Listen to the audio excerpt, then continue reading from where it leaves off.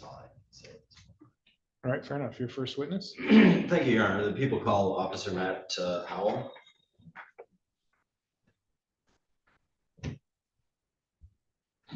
Officer, do you swear or affirm the testimony you give in this matter will be the truth, the whole truth, and nothing but the truth? I do. You may have a seat. And whenever you're ready, Mr. Carnes.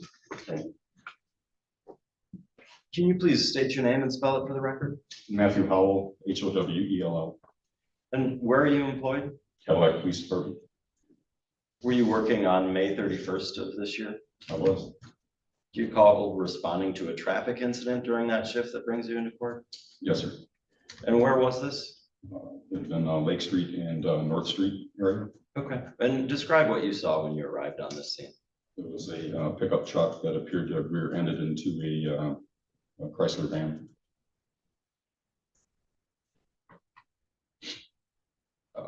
Besides these two vehicles, what if anything did you see There on the was scene? numerous subjects outside and approached a subject identified as Mr. Porter.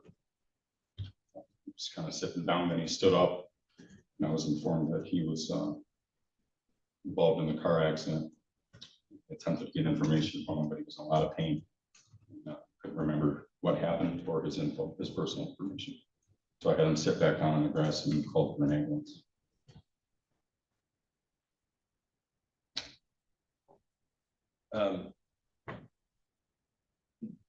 What, if any, statements did he make about his relationship to these crashed vehicles? All he said was he didn't know what was happening. He didn't recall or remember what had happened. He stated that he was a passenger.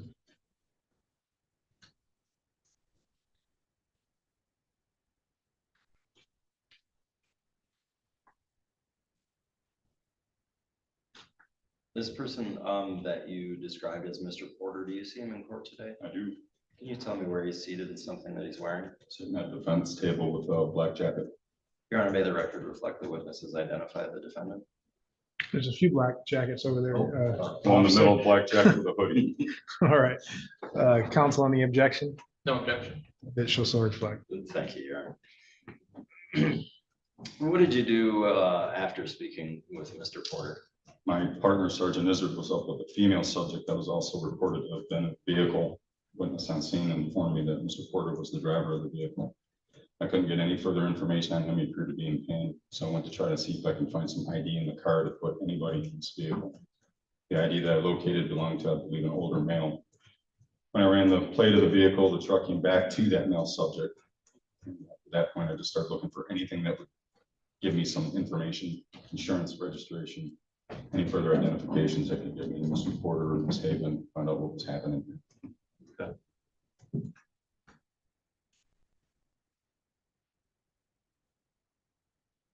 When you first started your search of the truck, what were some of your concerns, if any? If there's anybody else in the vehicle, for one, I wasn't sure what else was in the vehicle. There appeared to be a lot of clothing in the back.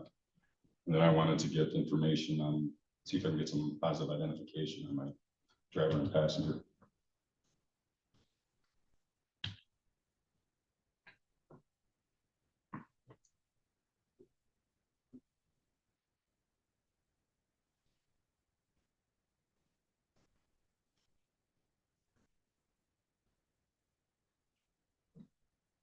And through this search, were you able to discover who the owner of the truck was? It was an older male subject, was the owner of the vehicle. It's in, I believe it's in my report what the subject is. At that point, I was wondering if this might be a stolen vehicle. So we had to see if we could contact the owner of the vehicle. And just to clarify, this older male subject was this subject found to be on scene? I don't recall it. I believe he showed up later. Oh, I believe he showed up later on the scene. okay.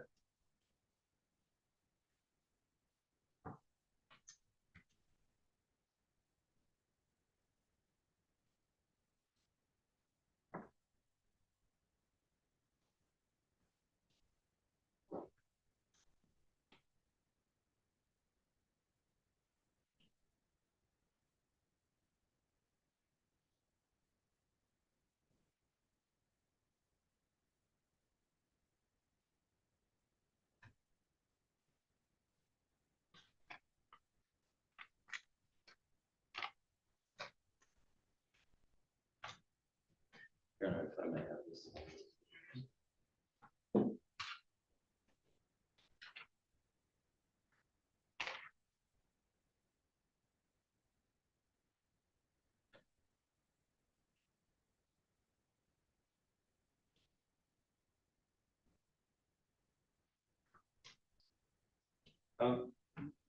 Do you recall what statements, if any, Mr. Porter made about ownership of the vehicle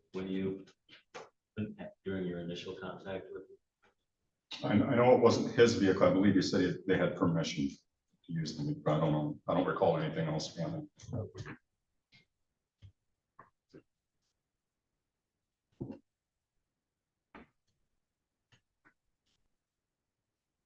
Thank you, officer. I have no further questions. Is on that.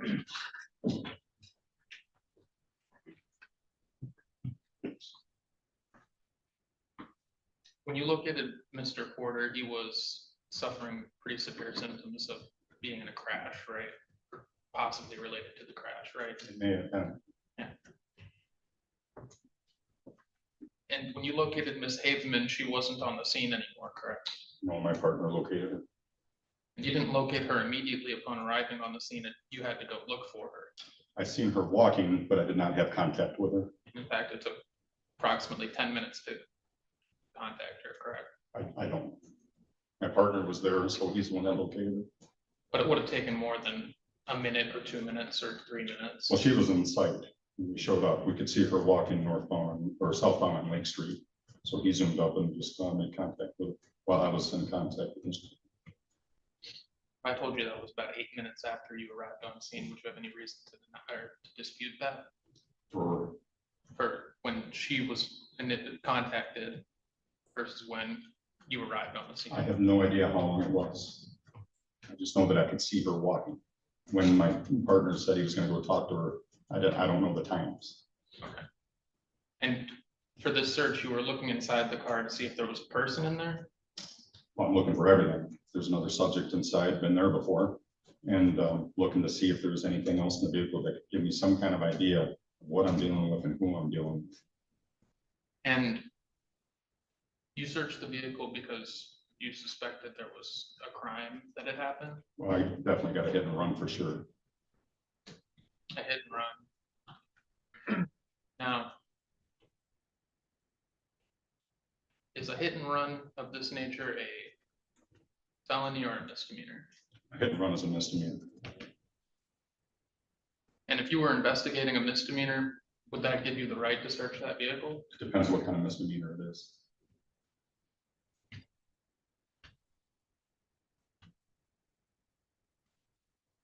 When you looked in the vehicle, you searched under the floor mats, correct?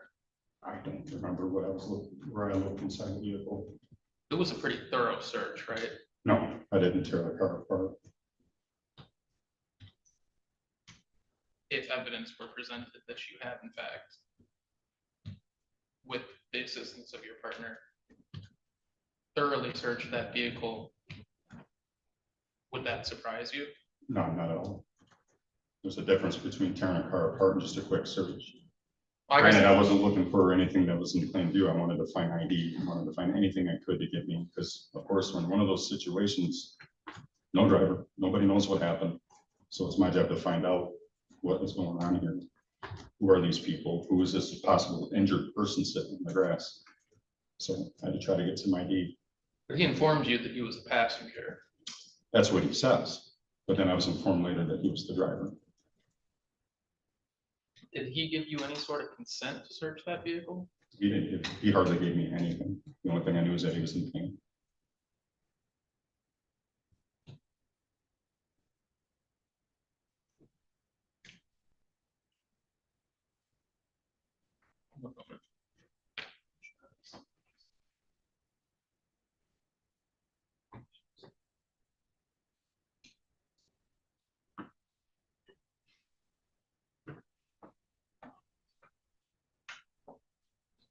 Did you eventually get consent from Ms. Haveman to search the vehicle? I never talked to him, say, Did your partner or the other responding officer? I don't know. No, you don't know. I do not.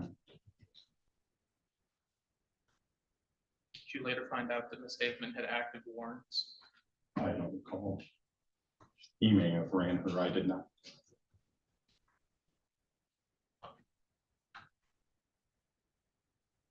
I have no further questions. That's Mr. Kearns?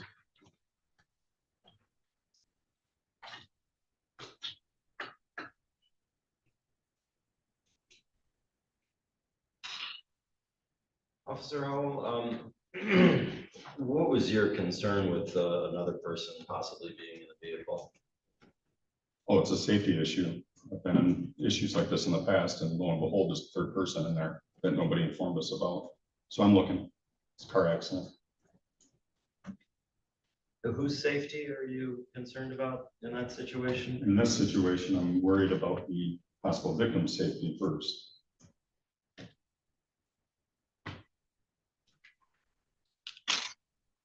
And the possible victim would be, Well, I got multiple people. Haveman, I got Porter. I don't know what else is going on. I'm not getting any other information.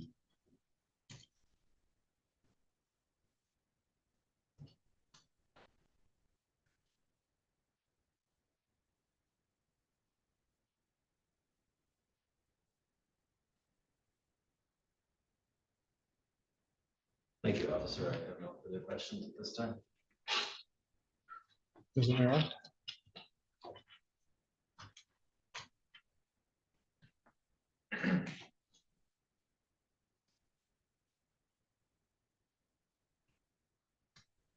Do you recall where the first place you looked when you opened up the car to search?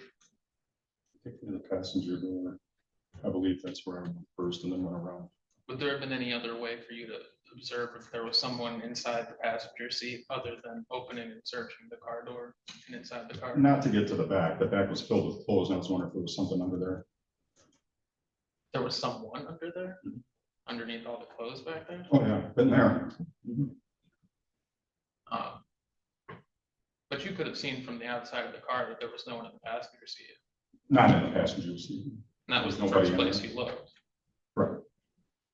And then the second place you looked was the driver's seat. Correct. And you could see from the outside of the car that there was no one in the driver's seat. Nobody in the driver or passenger seat. And similarly, you could look in through the back windows to see if there was anyone in the back seats of the car, correct? No, because there was so much stuff back there. I wanted to see what was under there, if anybody else was there. Had anything led you to believe there might be someone underneath all those Clothing. clothes?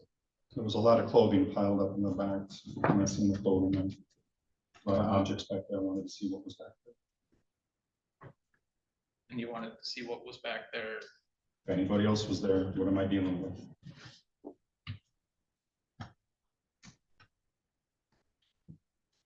And this was all in furtherance of a misdemeanor hit and run investigation.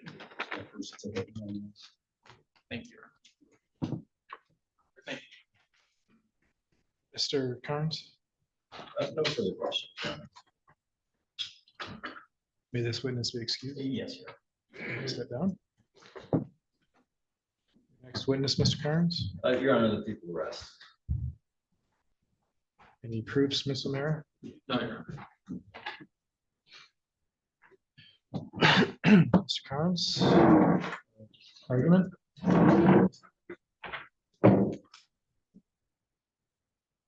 Yes, Your Honor. We do have the testimony of Officer Howell that he arrived on scene, saw a traffic accident where a Dodge truck had rear-ended I'm sorry, he didn't testify Dodge truck, where a pickup truck had rear-ended a Chrysler minivan. And that there were the subjects, Mr. Porter was identified as someone involved. He talked to Mr. Porter. He got out that he was a passenger, and Mr. Porter also denied ownership of the truck. After that, Officer Howell is searching a vehicle that, based on his belief at that time, had previously contained two subjects. One of them claimed to be the passenger and denied ownership, and the other one was walking away quickly. I do think primarily we're dealing here with an abandoned vehicle. Officer Howell then performs a search, and I'll admit I did not think to brief the emergency services exception to the Fourth Amendment. And I'm not going to rely heavily on that because I think this does come down to the defendant disclaimed ownership, claimed to be a passenger. I think we're dealing with the US v. Peters case that I cited at the beginning. My opening arguments, where this is essentially a vehicle that was abandoned by one occupant and then denied any ownership interest or any any right of privacy therein, and we don't have the defense is asking to suppress things that were not found in a backpack or some kind of personal container where a passenger would have an expectation of privacy. For those reasons, I would ask the court to deny defense's motion. I'd also ask the court to consider the People v. Mahdi 7-factor test that I applied in my brief. I won't go into detail on that. Ms. Amara? Similarly, I provided a lot of information in my brief, so I don't want to go over it all. But I will highlight People versus Meade, that Michigan law recognizes passengers in a vehicle may have standing to challenge under certain circumstances. While Mr. Porter denied ownership of the vehicle, he did not deny a possessory interest in the vehicle. The possessory interest was not brought up. So then you have to determine whether or not you get a reasonable expectation of privacy, and passengers are able to have a reasonable expectation of privacy in a vehicle. Further, I maintain my claim that at that point, if Mr. Porter is going to be treated as a driver for the purposes of driving while license suspended, he should be treated as a driver for purposes of whether or not his search was legal.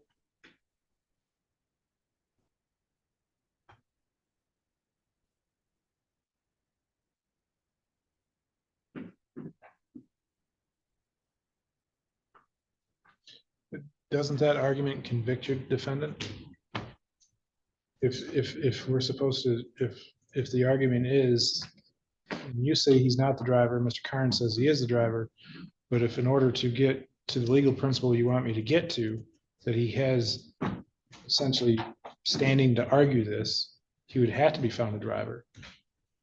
So to you to argue that way, are you not arguing then that the only way, are you not arguing then that he is the driver? Well, I'm arguing that he's the passenger and that passengers have standing to challenge searches and seizures regarding cars, even if they don't have an ownership interest, because they can still have a possessory interest. My point is more so that the prosecution is relying on the fact that if he was a driver, he would certainly have had a possessory interest, and then the standing argument is mute. If he isn't a driver, then perhaps he doesn't have standing. But if he isn't the driver, then there can be no case here, because But that's the defense asserting he's not the driver, correct? Correct, but it's the burden of the prosecution to prove that he is the driver. But when it comes to standing, doesn't that shift to you to show that he has standing to challenge the search? So let me just, where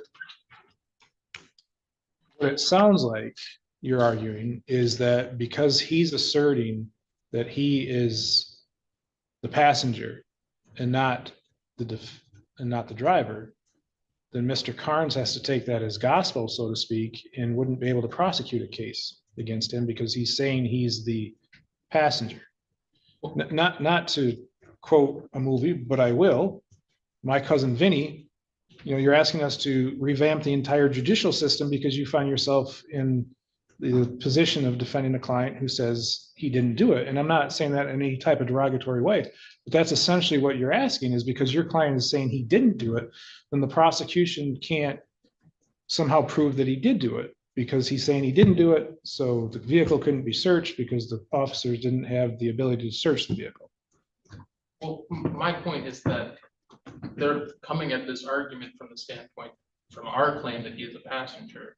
But if they're going to, admit or act as if he's a passenger, then it confuses me how they could maintain both positions, that he was both driving and guilty of driving a license suspended, and doesn't have standing because he didn't have possessory interest because he wasn't the driver. So if he's the passenger, what specific standing does he have to challenge a search of the entire vehicle? Because my understanding of the case law is that a passenger, yes, has privacy interests, but only in those areas in which they have an expectation of privacy. They have an expectation of privacy. Meade is, if I recall, was a drunk driving case. I think it was a drunk driving case, but it was a case in which the driver consented to a search of the vehicle. Law enforcement searched a passenger's backpack. The court said no, the driver couldn't waive the protection that the passenger had in that backpack. We're claiming that Ms. Haveman was driving. So even if Ms. Haveman wasn't contacted before the search began, so She'd left. she had left, correct. But like I was saying, a hit and run is a misdemeanor. The investigation of a misdemeanor doesn't give you the right to search a vehicle.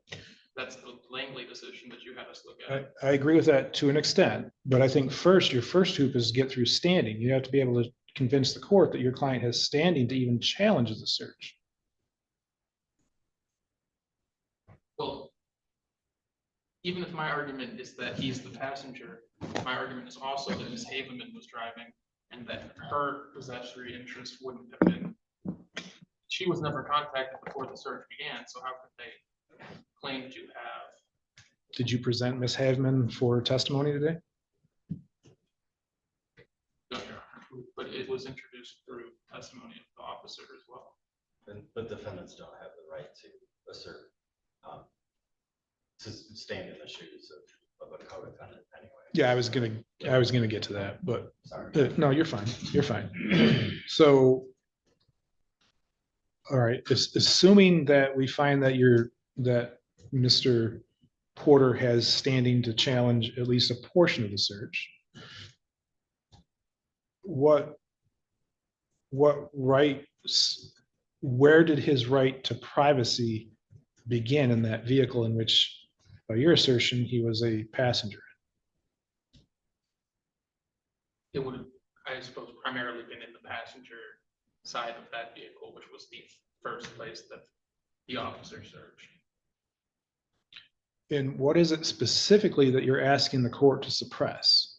The scratch off lottery tickets were found on the passenger side floor, along with the IDs. I didn't hear that testimony today. I heard that Officer Howell the first area he searched was the passenger door area and then searched over to the driver's side. You questioned him about whether or not he looked under floor mats or that sort of thing, but the court never once heard what was found in this car or where it was located. I don't even know if it was the truck searched or the van that was searched. So I guess where do we go from there? How do I suppress something that I never heard any evidence on? Yes, I mean, it's just anything found on the passenger side of the vehicle. But did the officer open a container? Did Mr. Porter have an expectation of privacy on the floor mat? Did he have an expectation of privacy in a car seat or door pocket? I have no idea because I don't know where anything was located.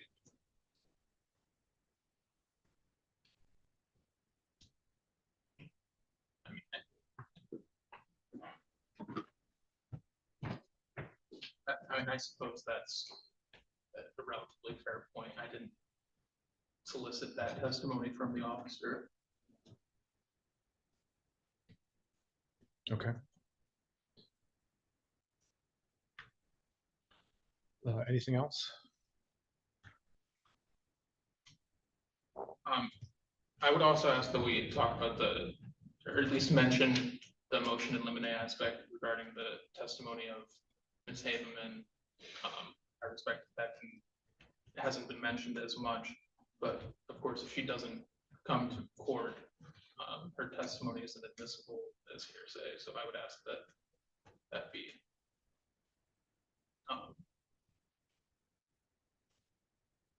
Yeah, I mean, that's basically where I'm at. Okay, Mr. Carnes, any rebuttal? No, I'm just gonna address the motion of limine. I mean, I guess clearly that would be hearsay, but I don't plan on admitting inadmissible hearsay through any body camera video, but I think that's something. It would be inappropriate to exclude it completely, in case Ms. Haveman does show up and testifies to something different than what she told Sergeant Izzard, because there are ways it could be admissible, but I respect that I'm not going to introduce admissible hearsay. I'll just agree with that. Thank you. Okay. Ms. O'Mara, anything else? No, Your Honor. All right. The court is going to deny the motion to suppress the evidence for the reasons that were basically brought out during the back and forth that I've had with the counsel in this matter. Yes, there are generally law enforcement cannot search a vehicle for a misdemeanor that did not happen in their presence. However, there are some exceptions to that. Mr. Carnes indicated that he didn't search it, but the emergency exception, I believe, would allow that to happen for limited purposes. But however, I don't even think we get to that point because of standing. Mr. Carnes raised the issue of standing. The burden then shifts to the defense to show that Mr. Porter did have standing to challenge the search. And nor do I even know what we're trying to suppress. While it's argued that it's identification and lottery tickets, nothing was presented to the court today to indicate what type of impact that lottery tickets have, nor does it relay what impact the IDs have, or how that even those two items would even relate to who the driver of the vehicle was. Nor, as I said, do I know whether these items were in some sort of lock container, laying on the floor, were they in a door pocket, were they in a seat. So the court was provided insufficient evidence today to show that Mr. Porter had standing to challenge the search, and that the search was even conducted in an area that was Mr. Porter would have expected to have a right of privacy in. So for those reasons, the court is going to deny the request to suppress the evidence located in the vehicle. When it comes to the video that's been mentioned, I find it inappropriate right now to make a determination that any statements that Ms. Haveman made could not be introduced through the video. Obviously, if it's hearsay, it doesn't come in. But if there is an exception for it to come in, that's something the court will have to make a determination at the time of trial to see whether or not proper foundations have been laid and whether or not there's an exception to allow that testimony to come in. Also, in regards to a search, any portion of the video that relates to the search, for those same reasons as stated why I'm not suppressing the evidence, I'm not going to suppress the video for those purposes. Again, that's not to say that when we get to trial, there's not another reason to do it. But as we sit here today, that's where we're at. Mr. Carnes, are you able to draft an order that? I can, Your Honor. All right. Anything else for the record? No, Your Honor. No, Your Honor. All right. We are adjourned.